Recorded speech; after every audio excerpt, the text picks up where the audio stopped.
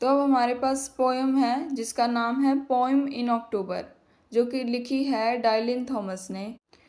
तो यह कविता कवि के 13वें जन्मदिन की सुबह की बात करती है, जिसे वह स्वर्ग की ओर 13वां साल कहता है।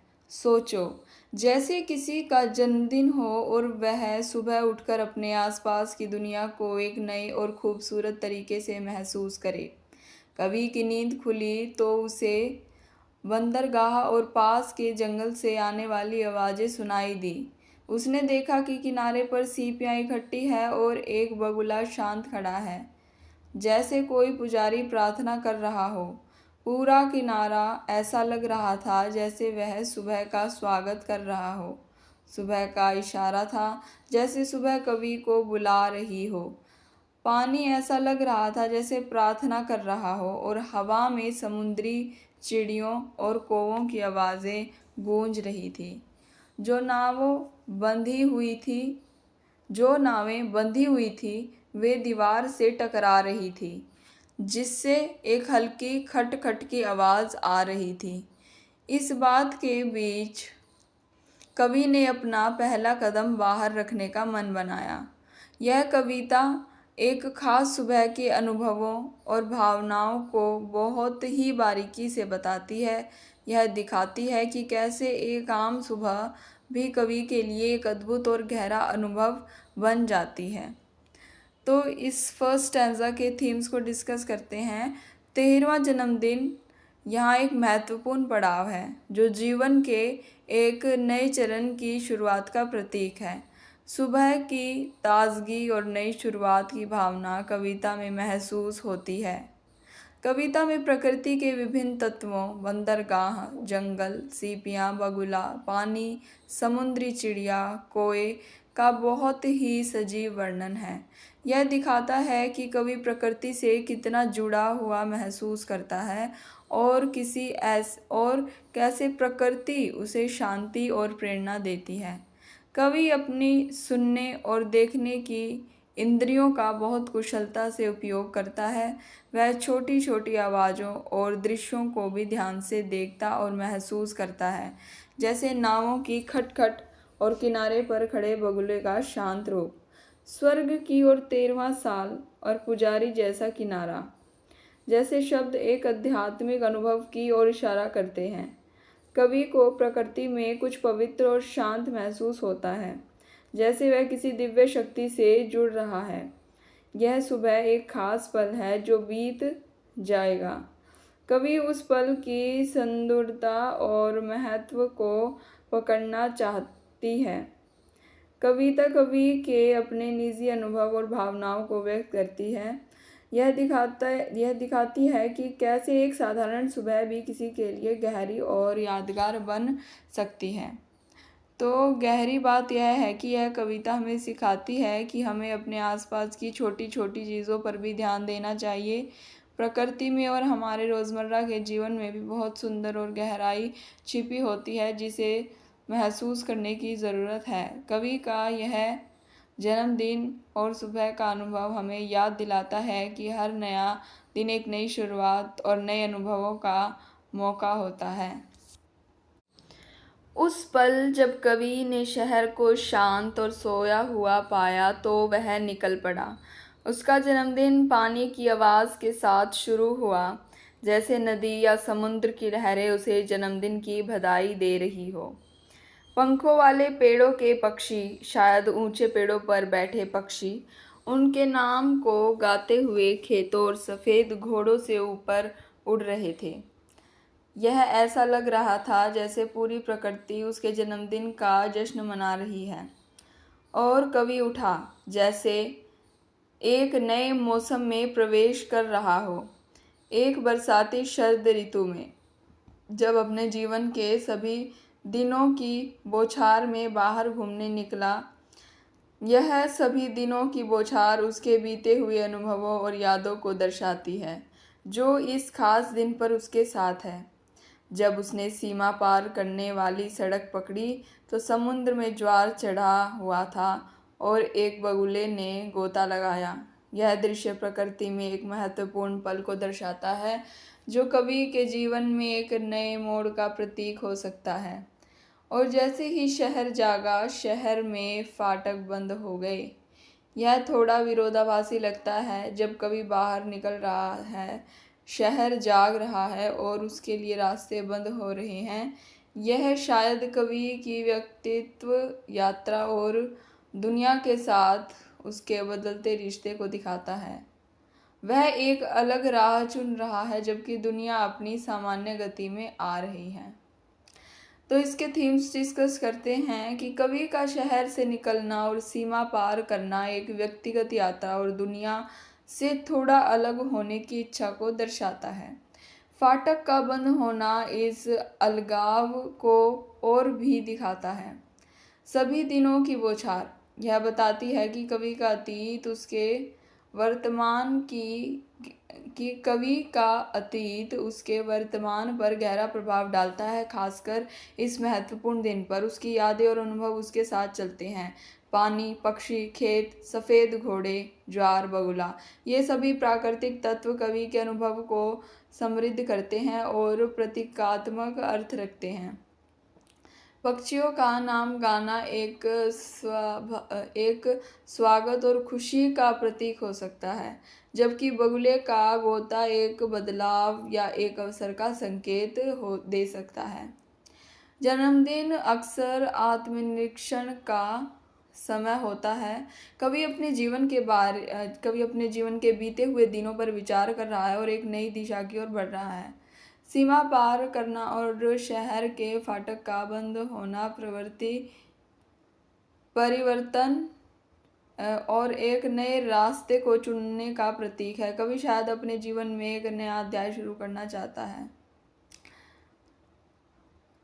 जब शहर जाग रहा है और उसके लिए रास्ते बंद हो रहे हैं, तो यह कवि के अकेलेपन और दुनिया के साथ उसके अलग रिश्तों को दिखाता है। वह शायद भीड़ से दूर अपनी राह पर चलना चाहता है।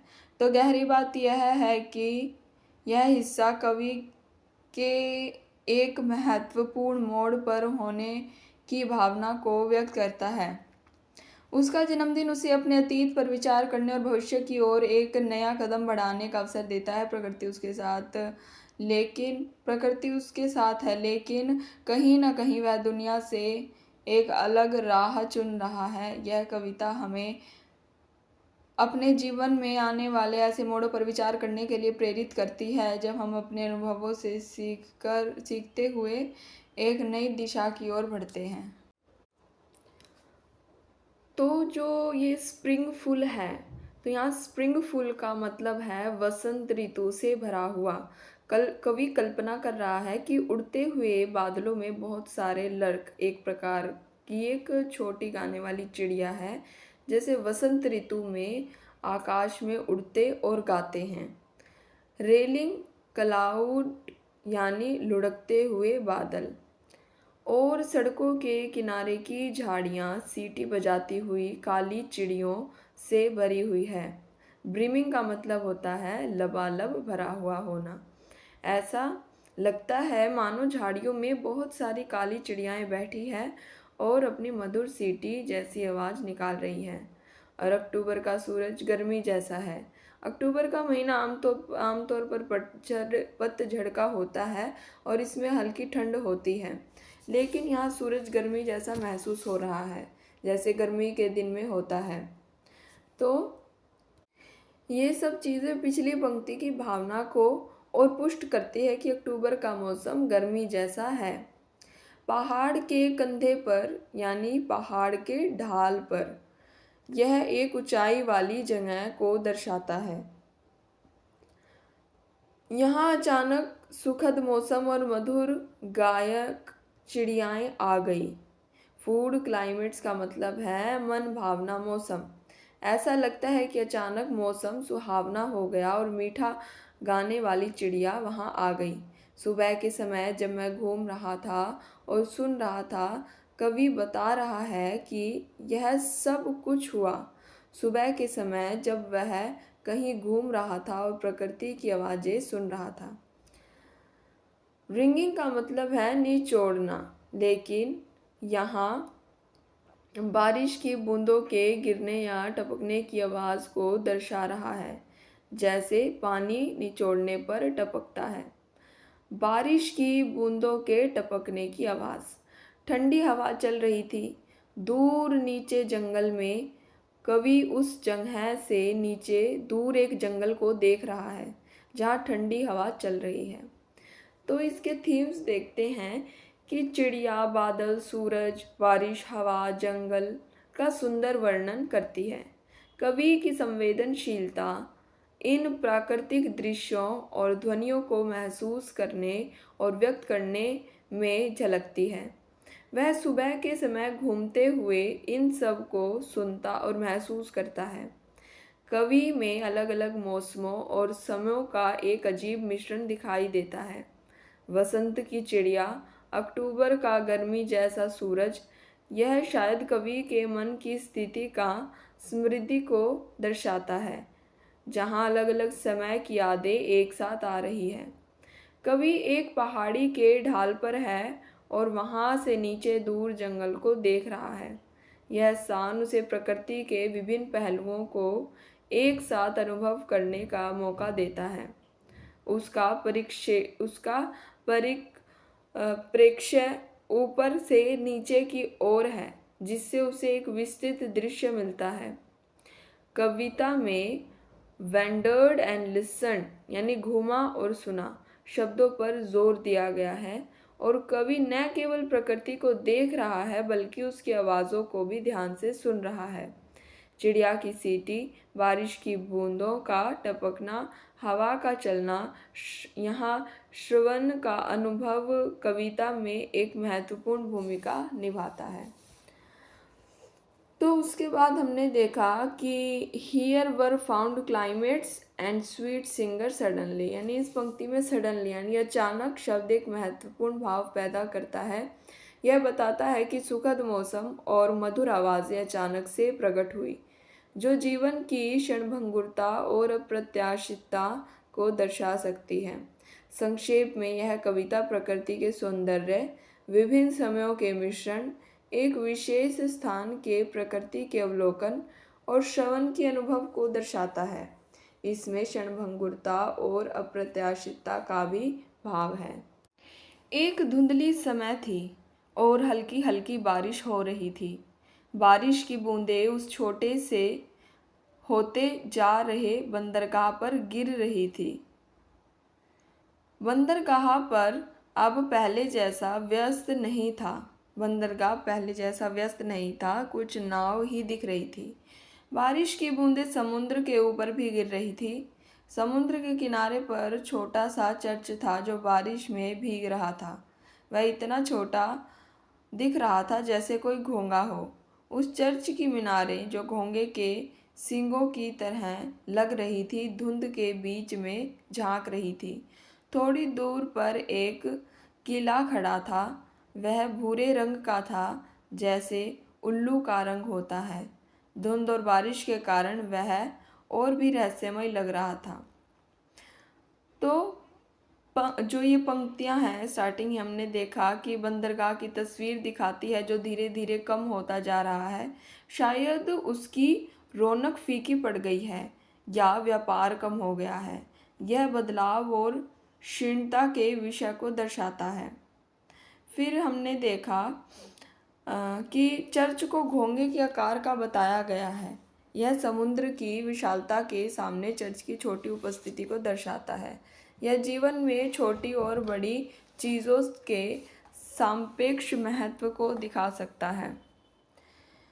फिर हमने देखा कि दृश्य की अस्पष्टता को दर्शाती है आगे की पंक्तियाँ, कि धुंध चीज़ों को धुंधला कर देती है, जिससे वास्तविकता थोड़ी रहस्यमयी और अनिश्चित लगती है। यह जीवन की अनिश्चितताओं का छिपा हुआ चीज़ों का प्रतीक हो सकता है। एक पुराने किले की तस्वीर पेश करता है जो समय के साथ भूरा पड़ गया, जैसे उल्लू का रंग होना। किला स्थिरता का प्रतीक हो सकता है, लेकिन समय का प्रभाव उस पर भी दिखता है। धुंधली बारिश, क्षीण होता बंदरगाह और छोटा चर्च एक उदासी भरा माहौल बनाते हैं, लेकिन ऑल द गार्डन्स यानी सारे बाग एक नई शुरुआत या जीवन की निरंतरता का सुझाव दे सकते हैं। बाग हरियाली और विकास का प्रतीक होता है, जो निराशा के बीच भी आशा की किरण दिखाते हैं। संक्षेप में यह कविता शीर्णता, छोटे और बड़े का विरोधाभास, अस्पष्टता, समय का प्रभाव और आशा जैसे विषयों को एक धुंधले और बारिश भरे दृश्य के माध्यम से प्रस्तुत करती है। और बट ऑल द गार्डन्स पंक्ति एक महत्वपूर्ण मोड़ लाती है, जो उदासी भरे माहौल में भी जीवन और निरंतरता की संभावना को दर्शाती है। आगे कविता में लिखा हुआ है, वहाँ जहाँ कहानियाँ लंबी लंबी चलती थी, सरहद के पार और उस बादल के नीचे जो लार्क पक्षियों से भरा हुआ था, ऐसा लगता था जैसे वसंत और गर्मी एक साथ खिल रही हो। उस जगह पर मैं हैरान हो सकता था। मेरा जन्मदिन दूर था, लेकिन अचानक मौसम बदल गया। मौसम उस खुशहाल देश से मुड़ गया और दूसरी दिशा में नीचे बदलते हुए आकाश के नीचे गर्मी की एक अद्भुत चीज़ फिर से बहने लगी, सेब और लाल किशमिश। और उस बदलाव में मैंने एक बच्चे की भूली हुई सबसे साफ साफ देखी सुबह साफ साफ देखी भूली हुई सुबह साफ साफ देखी, जब वह अपनी माँ के साथ धूप की कहानियों और हरे रंग के छोटे गिरजाघरों की कथाओं से होकर गुजरता था। तो कविता में अतीत की यादों का स्पष्ट प्रभाव दिखता है। Forgotten mornings when he walked with his mother। पंक्ति एक बच्चे की अपनी माँ के साथ बिताई हुई पुरानी सुबह की याद दिलाती है। यह दिखाता है कि कैसे मौसम का बदलना या कोई खास दृश्य पुरानी यादों को ताज़ा कर सकता है। गर्मी में वसंत और गर्मी के खिलने का जिक्र है, और फिर मौसम के अचानक बदलने का वर्णन है, जिससे गर्मी फिर से आ जाती है और फल सेब और लाल किशमिश दिखाई देते हैं। यह दिखाता है कि प्रकृति और ऋतुएं हमारी भावनाओं और यादों को कैसे प्रभावित कर सकती है। बच्चे का अपनी माँ के साथ चलना बचपन का मासूमियत और कहानियों की जादुई दुनिया को दर्शाता है। धूप की किरणों से बनने वाली कहानियों या कल्पनाओं को कह सकता है, और प्रकृति से जुड़ी लोक कथाओं या महत्वपूर्ण स्थानों की कहानियों को दर्शाता है। पंक्ति आश्चर्य और विस्मय की भावना को भी व्यक्त करती है, जैसे वंडर एंड चेंज, मौसम का अचानक बदल जाना और फिर गर्मी का दोबारा आना परिवर्तन की अप्रत्याशित प्रकृति को दिखाता है। गर्मी के दोबारा आने को एक अद्भुत घटना के रूप में वर्णित करता है, जो फल लेकर आती है। यह खुशी और सुंदरता की भावना को दर्शाता है, जो प्रकृति के उपहारों से मिलती है। संक्षेप में यह कविता समृद्धि, प्रकृति का प्रभाव, बचपन की मासूमियत और कहानियाँ, आश्चर्य और परिवर्तन और खुशी जैसे विषयों को आपस में बुनती है। यह दिखाती है कि कैसे प्रकृति के दृश्य और मौसम में बदलाव अतीत की यादों को जगा सकते हैं और बचपन की मासूम दुनिया की झलक दिखा सकते हैं। और बचपन के वे खेत जिनकी कहानियाँ बार बार सुनाई गई थी, ऐसा लगा कि उसके आंसुओं ने मेरे गाल जला दिए और उसका दिल मेरे अंदर धड़कने लगा। ये वो जंगल, नदी और समुद्र थे जहाँ एक लड़का सुनने में मृतकों की गर्मी की ऋतुओं के अपनी खुशी का सच पेड़ों, पत्थरों और लहरों में मछलियों को फुसफुसाया था, और वह रहस्य जीवित का उठा अभी भी पानी में और गाते हुए पक्षियों में। और वहाँ मैं अपने जन्मदिन पर हैरान हो सकता था। तो बचपन की गहरी और प्रभावशाली यादों को दर्शाया गया है। बचपन के उन अनुभवों को कहते हैं जिनकी कहानियाँ बार बार सुनाई गई है, जो मन में गहरी छाप छोड़ जाती है। किसी और के आंसुओं का अपने गाली पर महसूस होना और उसके दिल की धड़कन अपने अंदर महसूस होना बचपन की भावनाओं की तीव्रता और दूसरे के साथ गहरी सहानुभूति को दर्शाता है। प्रकृति के तत्वों, जंगल, नदी और समुद्र को बचपन के अनुभवों के महत्वपूर्ण हिस्से के रूप में प्रस्तुत करती है। एक लड़के का सुनना प्रकृति की आवाज़ों और उसमें छिपे रहस्यों के प्रति उसकी संवेदनशीलता को दर्शाता है। एक गहरा और रहस्यमय विचार प्रस्तुत करता है। मृतकों की यादों या उनकी उपस्थिति को एक जीवन और मर्म मौसम के रूप में चित्रित करता है। यह विचार कि मृतकों की खुशी का सच प्रकृति के तत्वों को फुसफुसाया गया था, जीवन और मृत्यु के बीच एक रहस्यमय संबंध का सुझाव देता है। यह बताता है कि शायद प्रकृति में जीवन और मृत्यु दोनों का सार छिपा हुआ है। प्रकृति की जीवंतता और रहस्य को उजागर करता है। रहस्य का जीवित गाना प्रकृति की उन अनदेखी और अनजानी शक्तियों को दर्शाता है जो हमेशा मौजूद रहती है। पानी की स्थिरता और पक्षियों के गाने में जीवन की निरंतरता और सुंदरता को दर्शाता है। पंक्ति एक व्यक्तिगत और चिंतनशील मोड़ लाती है। अपने जन्मदिन पर आश्चर्यचकित होना, आत्मनिरीक्षण और जीवन के चमत्कारों पर विचार करने का समय हो सकता है। जो लास्ट की पंक्ति है वो बचपन की यादें, प्रकृति के रहस्यों, जीवन की जीवंतता पर आश्चर्य व्यक्त करती हैं। तो संक्षेप में इस स्टैंजा में कविता बचपन की गहरी यादों, प्रकृति के प्रति संवेदनशीलता, जीवन और मृत्यु के रहस्यमय संबंध, प्रकृति की जीवंतता और आत्मनिरीक्षण जैसे विषयों को छूती है। यह दिखाती है कि कैसे बचपन के अनुभव और प्रकृति के साथ जुड़ाव हमारे जीवन और भावनाओं को गहराई से प्रभावित करते हैं और हमें जीवन के रहस्यों पर आश्चर्य करने के लिए प्रेरित करते हैं।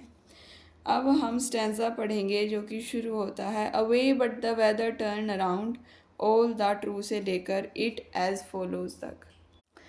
आगे हम देखते हैं कि मौसम तो बदल गया था और उस बहुत पहले मर चुके बच्चे की सच्ची खुशी सूरज में जलते हुए गा रही थी। वह मेरा 30वां साल था। गर्मी की दोपहर में ऐसा लग रहा था जैसे स्वर्ग वहीं खड़ा हो। हालांकि नीचे शहर अक्टूबर के खून से सना हुआ पड़ा था, शायद किसी दुखद घटना की वजह से। ओह, मेरे दिल का सच हमेशा गाया जाता रहे।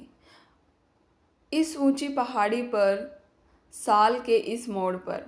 यह एक जन्मदिन की कविता है जो बचपन और प्रकृति का जश्न मनाती है, वर्ड्सवर्थ की याद दिलाने वाले अंदाज में। कवि की एक और जन्मदिन की कविता छोटी है लेकिन उतनी ही रिमार्केबल।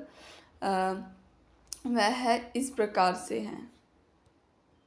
फिर आगे वो कविता लिखी हुई है कि बरी द डेड फॉर फियर। लेकिन इससे पहले हमने जो ये स्टैंजा पढ़ा, इसके थीम्स को समझ लेते हैं।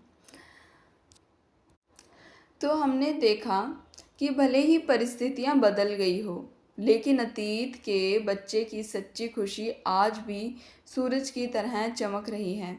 यह बताता है कि बचपन की शुद्ध और सच्ची खुशी हमेशा हमारे साथ रहती है, भले ही समय बीत जाए।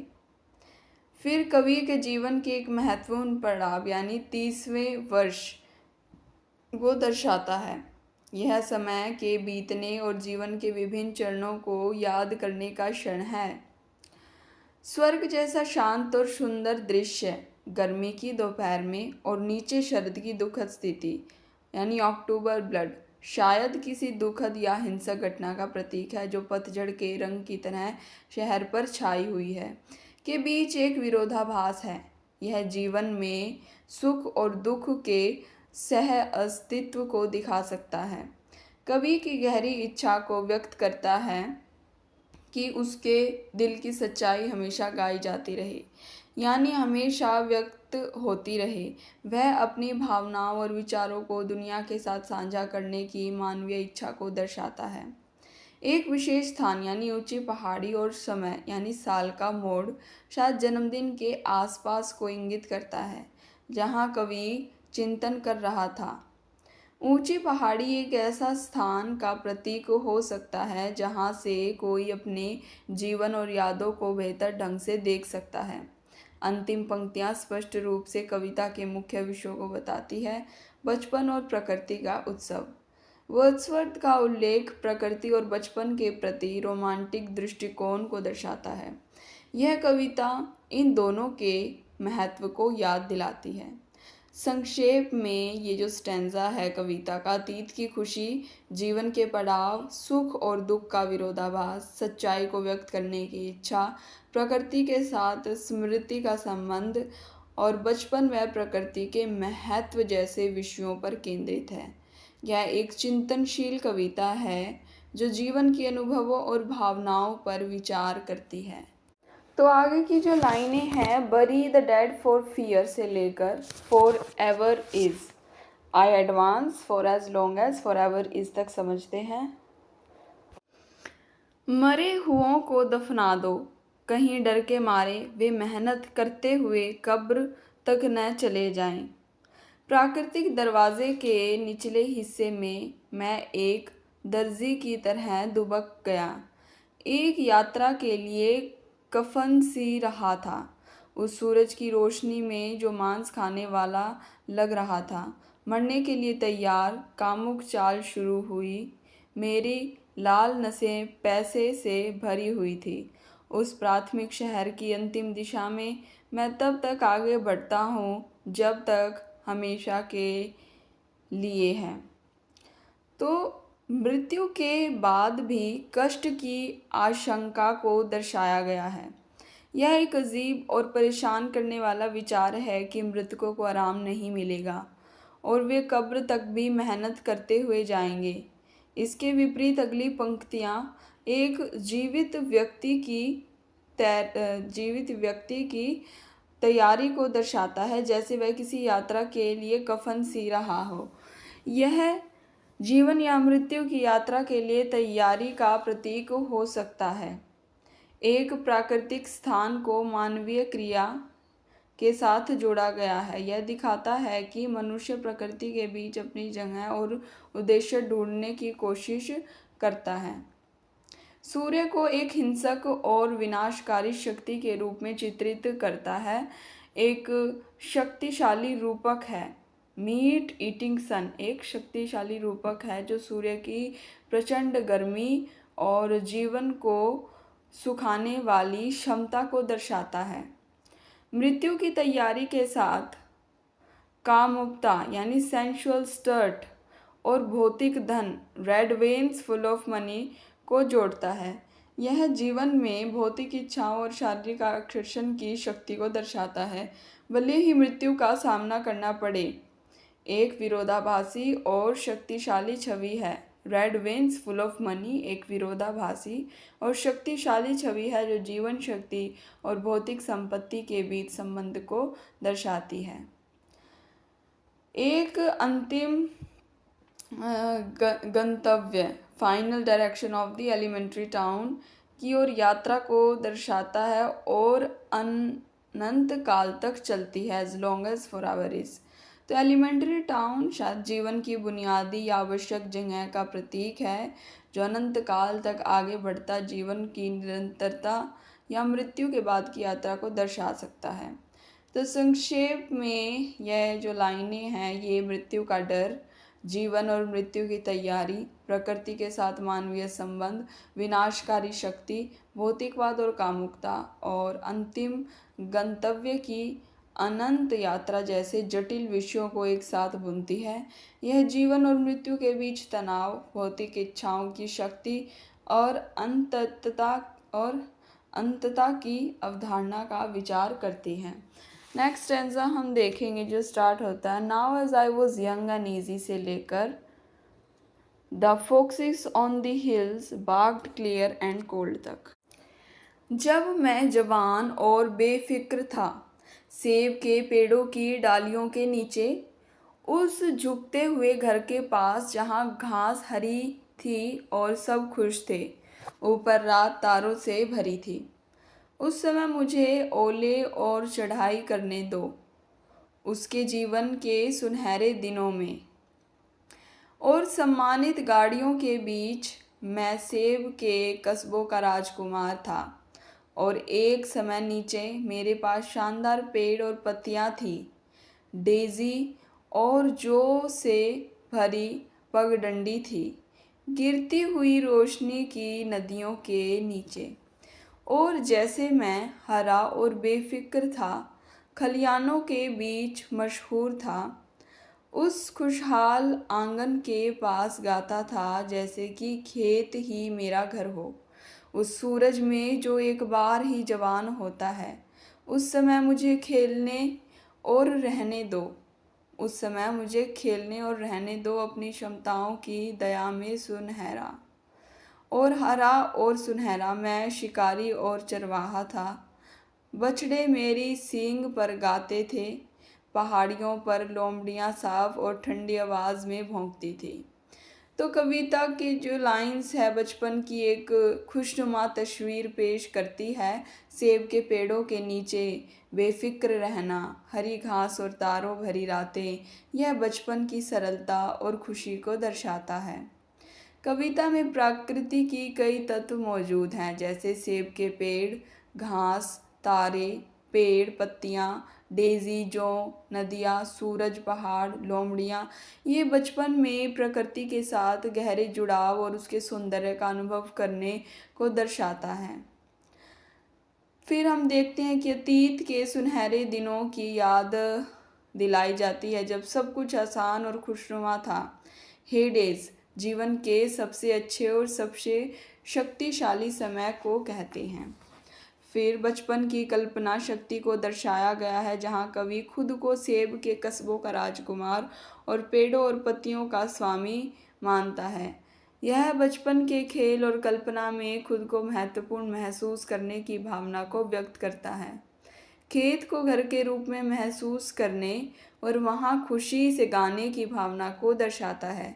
यह बचपन में घर और अपनी पहचान के साथ एक मजबूत जुड़ाव को व्यक्त करता है। सूरज की एक बार की जवानी का उल्लेख समय के क्षणभंगुर स्वभाव को दर्शाता है। बचपन का समय भी इसी तरह एक बार ही आता है और फिर बीत जाता है। बचपन में अलग अलग भूमिकाएं निभाने और विभिन्न पहचानों को अपनाने की प्रवृत्ति को दर्शाता है। तो शिकारी और चरवाहा प्रकृति के साथ जुड़ी हुई शक्तिशाली भूमिकाएं हैं।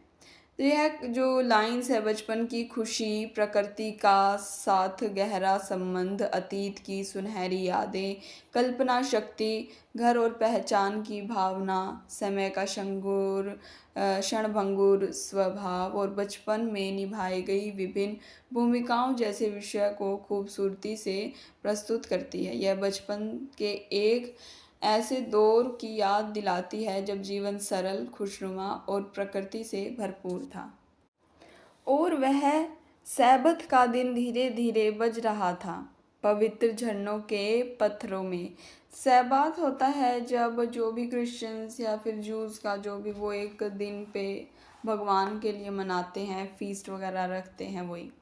पूरे दिन सूरज चमकता रहा, यह प्यार था। घास थी, खेत घर की तरफ ऊंचे थे, चिमनियों से धुनें निकल नहीं रही थी।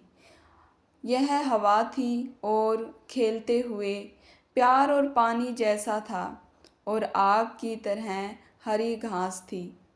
और रात में सरल तारों के नीचे जैसे ही मैं उल्लुओं को खेत से दूर सोते हुए देख रहा था, पूरी चांदनी रात मैंने सुना अस्तबलों के बीच धन्य रात के जार, शायद जगमगाते कीड़े खलिहानों के ऊपर उड़ते हुए और घोड़ों अंधेरों में चमक रहे थे। और फिर जागने पर और खेत एक सफ़ेद भटकते हुए की तरह ओस के साथ वापस आया। मुर्गा उसके कंधे पर बैठा था। यह सब चमक रहा था। यह आदम और युवती जैसा था। आकाश फिर से इकट्ठा हो गया और सूरज उस दिन गोल होता गया। तो यह साधारण रोशनी के जन्म के बाद हुआ होगा। पहले घूमते हुए स्थान में मंत्रमुग्ध घोड़े गर्म चलते हुए हरे अस्तबल के बाहर निकले, प्रशंसा के खेतों पर और रंगीन घास के पास लोमड़ियाँ और तितरों के बीच सम्मानित, एक नए बने बादलों के नीचे और उतना ही खुश जितना दिल था। सूरज में बार बार पैदा हुआ, मैं लापरवाह तरीकों से दौड़ा, मेरी इच्छाएं ऊंची सूखी घास के बीच दौड़ी और मैंने परवाह नहीं की मेरे नीले आकाश के व्यापार पर वह समय अनुमति देता है। उसके सभी शोकपूर्ण मोड़ में बहुत कम और ऐसी सुबह की धुनें। तो सैबत के दिन की धीमी और शांत गति को पवित्र झरनों के पत्थरों के साथ जोड़कर एक शांतिपूर्ण और पवित्र माहौल बनाती है। पूरे दिन चमकता सूरज, ऊंचे खेत, चिमनियों से निकलती धुनें, हरी घास, तारों भरी रात, चांदनी रात, ओस से ढका खेत, चमकते घोड़े, लोमड़ियाँ, तीतर, नए बादल, यह प्रकृति की सुंदरता और उसमें जीवन की जीवंतता को दर्शाता है। कवि रात में उल्लुओं को सोते हुए देखता है और पूरी चांदनी रात अस्तबलों के बीच की आवाज़ें सुनता है, जैसे रात के कीड़ों का उड़ना और घोड़ों का अंधेरे में चलना। यह सुनने और देखने के माध्यम से प्रकृति के अनुभवों को महसूस करने पर जोर देता है। फिर हमने देखा जागने के बाद खेत को ओस से ढका हुआ देखना और मुर्गे का कंधे पर बैठना एक नई सुबह और ताजगी का प्रतीक है। एडम एंड मैडन का उल्लेख एक नई शुरुआत और मासूमियत की भावना को दर्शाता है, जैसे दुनिया की शुरुआत में था। तो ये पंक्तियाँ सृष्टि के क्षण या एक नई सुबह के उदय को इंगित करती हैं, जब साधारण प्रकाश का जन्म हुआ था। लापरवाह तरीके से दौड़ना और अपनी इच्छाओं का ऊंची सूखी घास के बीच दौड़ना आज़ादी और बेफिक्री की भावना को दर्शाता है। कवि को किसी चीज़ की परवाह नहीं है, वह बस अपनी खुशी में मग्न है। समय के चक्र में सुबह के गीतों को सुंदरता और क्षणभंगुरता को दर्शाता है। सुबह के पलों की अल्पकालिक प्रकृति को इंगित करता है, जबकि सच मॉर्निंग सॉन्ग उनकी सुंदरता और महत्व को दर्शाता है। संक्षेप में वह कविता शांति, प्रकृति का सौंदर्य, श्रवण और अवलोकन, नई शुरुआत, आज़ादी, खुशी और समय के चक्र जैसे विषयों को एक साथ बुनती है। यह प्रकृति के साथ एक गहरा संबंध और जीवन के सरल क्षणों में सुंदरता और आनंद की खोज को दर्शाती है। तो आगे का जो स्टैंजा शुरू होता है, before the children green and golden से लेकर हम not that riding to sleep तक देखते हैं। हरे और सुनहरे बच्चों से पहले वे उसे कृपा से बाहर निकल जाते हैं। मुझे कोई परवाह नहीं थी उन मेमने जैसे सफ़ेद दिनों में कि समय मुझे मेरे हाथ की छाया में भरे हुए अबाबिल के घोंसले तक ले जाएगा, उस चांद में जो हमेशा उगता रहता है, नदी जो नींद में जा रही है। तो हमने इन लाइंस में देखा एक ऐसी स्थिति का झुकाव, ये लाइंस जो एक ऐसी स्थिति को झुकाव देती है जहाँ मासूम किसी ऐसे व्यक्ति का अनुसरण कर रहे हैं जो अब कृपा में नहीं है। यह मासूमियत के खोने या किसी प्रकार के परित्याग का भाव पैदा करता है। फिर हमने देखा कि बचपन के मेमने जैसे सफ़ेद दिनों यानी शांतिपूर्ण और मासूम दिनों में कवि की बेफिक्री को दर्शाता है। उसे इस बात की कोई चिंता नहीं थी कि समय उसे कहाँ ले जाएगा, यहाँ तक कि उस जगह तक भी जहाँ उसके हाथ की छाया में अबाबिलों का झुंड है। शायद एक पुरानी भूली हुई जगह। यह समय के बीतने और बचपन की बेफिक्री के विपरीत भविष्य की अनिश्चितता को दर्शाता है। चांद का हमेशा उगते रहना निरंतरता का प्रतीक है, जबकि राइडिंग टू स्लीप नींद में जाना परिवर्तन या अंत का सुझाव देता है। यह जीवन में निरंतरता और परिवर्तन के द्वंद्व को दर्शाता है। शायद कवि यह कह रहा है कि भले ही कुछ चीज़ें हमेशा बनी रहती हैं, जैसे चांद का उगना, व्यक्तिगत अनुभव और समय का प्रभाव अंततः हमें नींद की ओर ले जाता है।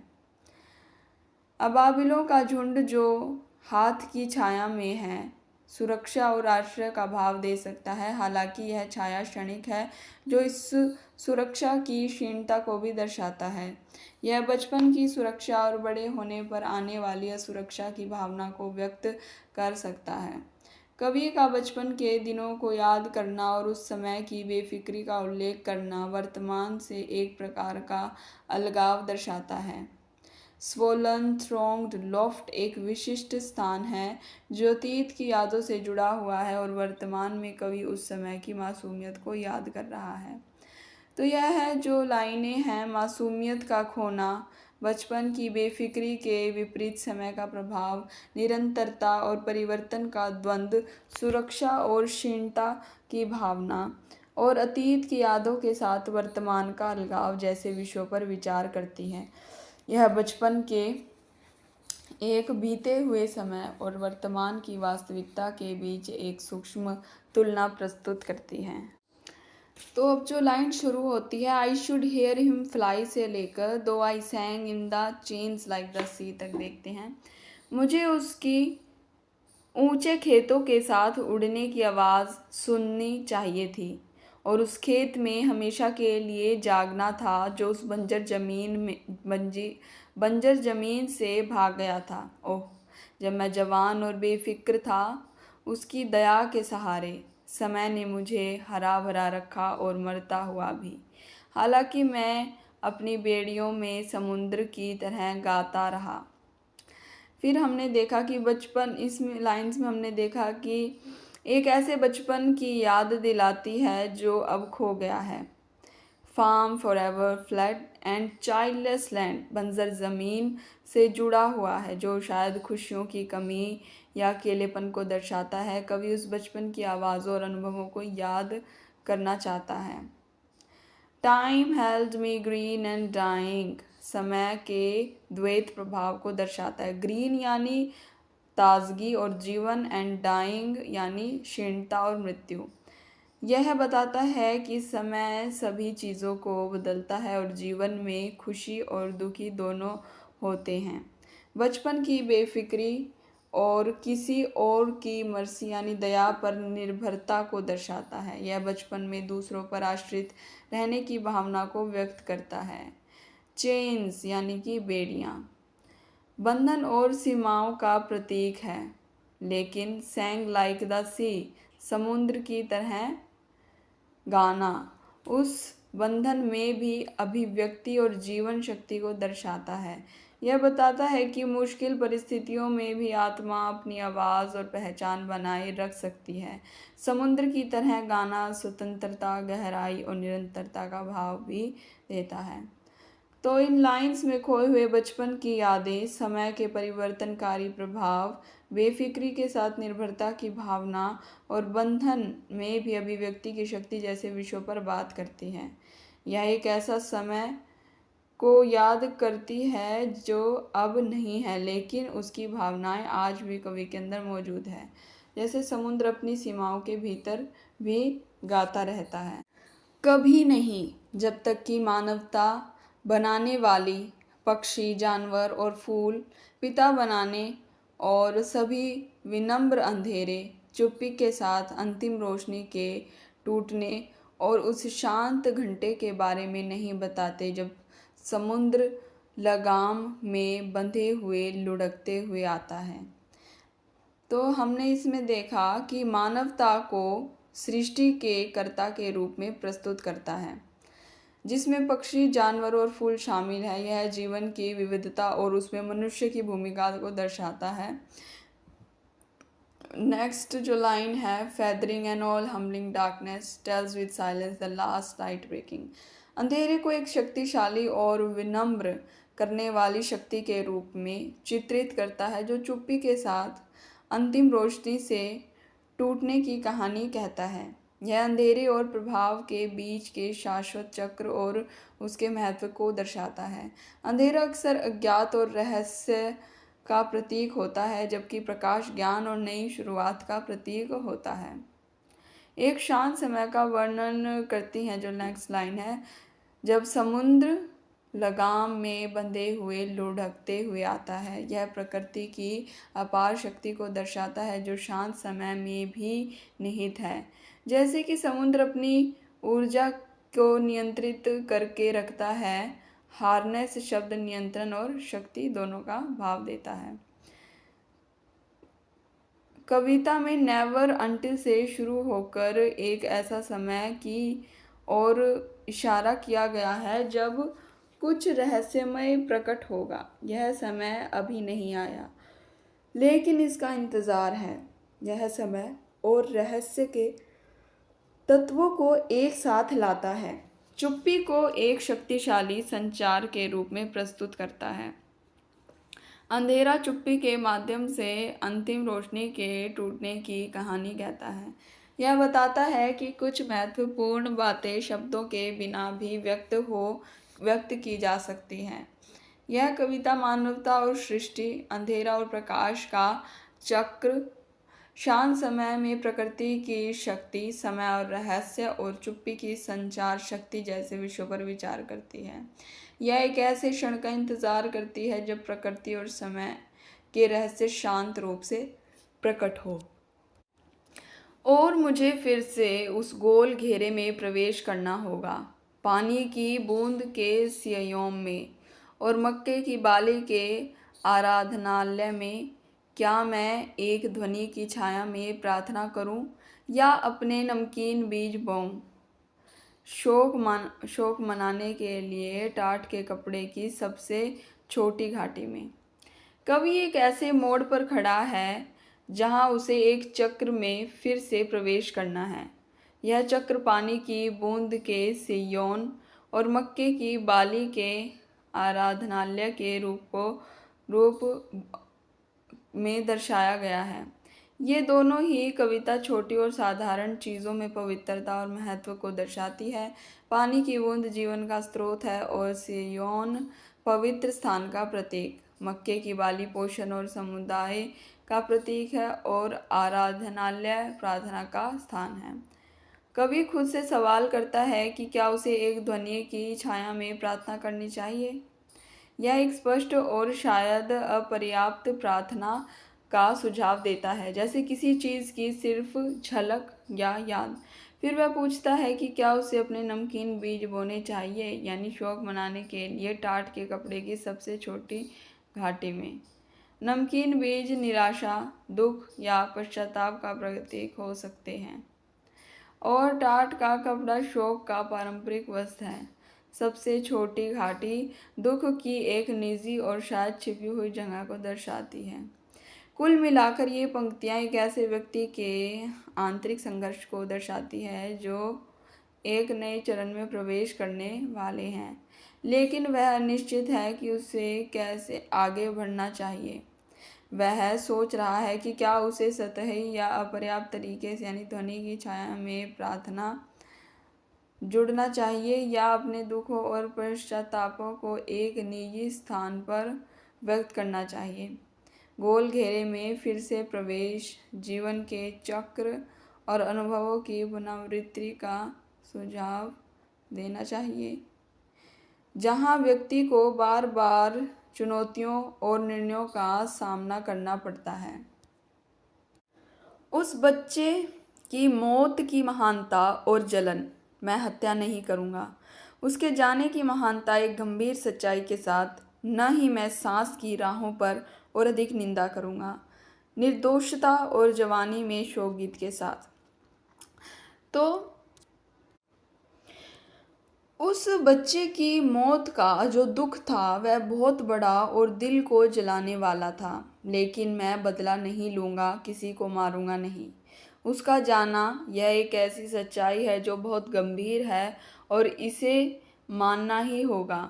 मैं उस हर पल को जो उसकी सांसों से जुड़ा था बुरा नहीं कहूँगा, उसका अपमान नहीं करूँगा। अब और नहीं मैं निर्दोषता और जवानी के खोने का दुखड़ा और नहीं रोऊंगा। कभी एक बच्चे की मौत के गहरे दुख का सामना कर रहा है। यह दुख इतना बड़ा है कि उसे महानता और जलन के रूप में वर्णित किया गया है। हालांकि इस तीव्र दुख के बावजूद कभी हिंसा का रास्ता नहीं चुनता। वह उस बच्चे के जाने की अटल सच्चाई को स्वीकार करता है। उसका जाना मृत्यु को दर्शाता है, एक ऐसी घटना जिसे टाला नहीं जा सकता। कवि कहता है कि वह उस जीवन के हर पल को अपवित्र या बुरा नहीं कहेगा जो अब चला गया। वह उस निर्दोष जीवन का सम्मान करना चाहता है। और जो इस स्टैंजा की अंतिम पंक्तियां हैं, अब और नहीं मैं निर्दोषता और जवानी के खोने का दुखड़ा और नहीं गाऊंगा, यह सुझाव देती है कि कवि के पहले ही इस नुकसान पर शोक व्यक्त कर लिया है और अब वह इस दुख को और आगे नहीं बढ़ाना चाहता। वह शायद इस दुख को स्वीकार करके आगे बढ़ना चाहता है, बिना उसे लगातार कुरेदते हुए। तो यह एक ऐसे व्यक्ति की कहानी है जो एक बड़ी त्रासदी का सामना कर रहा है, लेकिन हिंसा और नकारात्मकता से दूर रहने का फैसला करता है। वह मृत्यु की सच्चाई को स्वीकार करता है और खोए हुए जीवन का सम्मान करता है, जबकि धीरे धीरे अपने दुख से आगे बढ़ने की कोशिश करता है। तो जो इस पोम का लास्ट स्टैंजा है, deep with the first dead से लेकर after the first dead there is no other. सबसे पहले मरने वाले के साथ गहराई में दफन है लंदन की बेटी, जो अपने पुराने साथियों में लिपटी हुई है। उसकी माँ की उम्र से परे की यादें, उसकी गहरी नसें उस शांत पानी के किनारे छिपी हुई है जो टेम्स नदी में बह रही है। पहली मौत के बाद कोई दूसरी मौत नहीं होती। तो कवि एक ऐसे दृश्य की कल्पना कर रहा है जहां लंदन की एक बेटी, शायद किसी युवा महिला, को दफनाया गया है। वह सबसे पहले मरने वाले के साथ गहराई में है, जो समय की गहराई और मृत्यु की अंतिम प्रकृति को दर्शाता है। उसे अपने पुराने साथियों में लिपटी हुई बताया है, जो शायद उसके प्रियजन या उसकी यादें हैं जो उसके साथ दफन हैं। आगे कवि अपनी माँ की यादें, उम्र से परे की यादें और उसके गहरे भावनात्मक संबंधों, उसकी गहरी नसें का उल्लेख करता है जो शांत पानी के किनारे छिपी हुई है, जो टेम्स नदी में बह रही है। टेम्स नदी लंदन का एक महत्वपूर्ण प्रतीक है और इसका शांत बहना शायद निरंतरता और समय के प्रभाव को दर्शाता है, जबकि माँ की यादें इस नदी के किनारे छिपी हुई है, जो दुख की गहराई को व्यक्त करता है। शांत पानी शायद बाहरी शांति के विपरीत आंतरिक दुख को दर्शाता है। तो जो अंतिम पंक्ति है, पहली मौत के बाद कोई दूसरी मौत नहीं होती, एक गहरा और दार्शनिक कथन है। इसका अर्थ कई तरह से लगाया जा सकता है। शायद एक मृत्यु की अंतिमता को दर्शाता है। एक बार जब मृत्यु आ जाती है तो फिर कुछ नहीं रहता जैसे पहले था। यह पहले बड़े नुकसान के बाद आने वाली सभी दुखों की तुलनात्मक महत्वहीनता को भी इंगित कर सकता है। पहला गहरा घाव सबसे ज़्यादा दर्दनाक होता है। तो ये पंक्तियाँ मृत्यु, स्मृति, शोक और समय के प्रवाह के बारे में एक मार्मिक और विचारोत्तेजक कहानी बुनती है, जिसमें लंदन शहर और टेम्स नदी की छवियाँ गहरे अर्थ जोड़ती है।